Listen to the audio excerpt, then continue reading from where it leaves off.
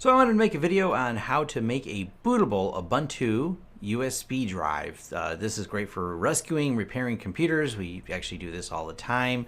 I normally am a Linux user, so I'm normally in Linux, but I wanted to show you guys how to do it inside of Windows because the majority of the people that do this are in Windows. But oddly, this process is the same because it's the same tool, unet bootin. So right here we have our blank in 4 gig flash drive, and what we want to do here is go to unetbootin.github.io. That's the official site for unetbootin, and you can download here a Windows, Mac, or Linux version. We're going to go ahead and download the Windows version here. And over here is the Ubuntu download, which is at ubuntu.com/download/desktop, because we just need the desktop version. And you can go through the downloads here.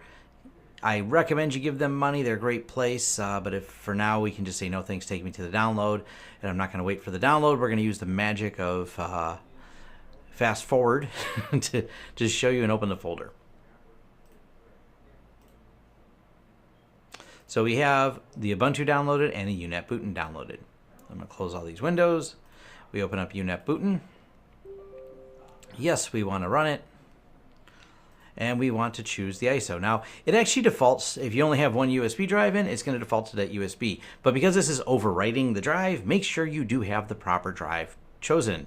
So then we choose the file we want, and we have in downloads, we have the Ubuntu file. We're going to open, and we're going to click OK.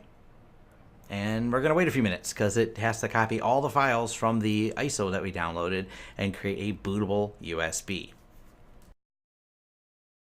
I'm playing this part at fast forward, but if you look at the bottom, it starts at 234, ends at 244. So it did take about 10 minutes to copy all the files. I just didn't want to add 10 minutes of wait time to the video.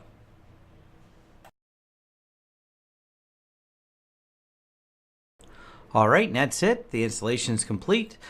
From here, you just have to tell your computer to boot off of the USB, and that varies a lot. You're actually going to have to search that because it's a per changing the startup order is a per computer thing.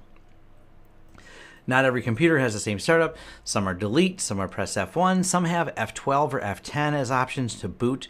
And what you want to do is boot from removable devices, generally boot from the USB. Hopefully this was helpful, and we'll show you how to boot up off of a bunch of USB for diagnostics or rescuing a computer. If you like the content here, like and subscribe. Thank you.